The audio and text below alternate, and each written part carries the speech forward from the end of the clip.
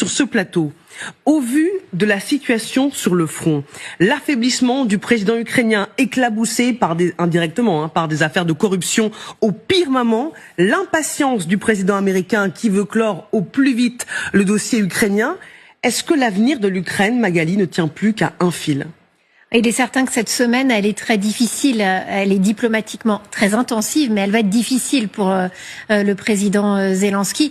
On voit à quel point, d'ailleurs, la pression sur le terrain de Vladimir Poutine, elle ne faiblit pas. Il y a eu encore une frappe. Vous avez montré les images en plein jour, ce missile qui s'abat sur Dnipro. Et le président ukrainien qu'on a vu arriver tout à l'heure à l'Élysée, et comme le disait Hélène Bonnet, est un président extrêmement affaibli parce qu'il sait très bien que les Américains vont exploiter ce scandale de corruption et l'affaiblissement politique de Zelensky pour essayer de tordre le bras à l'Ukraine et pour qu'elle accepte un plan.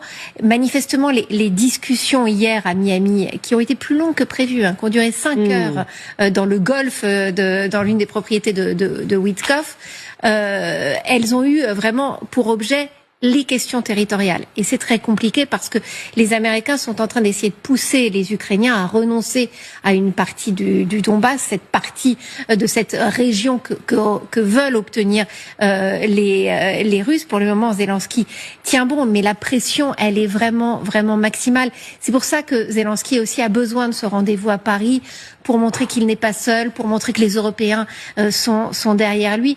Mais il est certain que c'est demain le rendez-vous important quand il y aura cette entrevue à Moscou entre donc Witkoff, l'émissaire de Donald Trump, qui sera accompagné du gendre de Donald Trump, Jared Kushner, et qui aura un rendez-vous avec Vladimir Poutine, parce que là, il s'agira de sonder véritablement les intentions russes. Est-ce que Poutine joue la montre, essaye de gagner du temps en faisant miroiter aux Américains des opportunités économiques majeures, ou est-ce que véritablement il y a une opportunité pour signer quelque chose, mais si c'est une signature, ce sera vraiment aux dépens, vu le plan, aux dépens des Ukrainiens.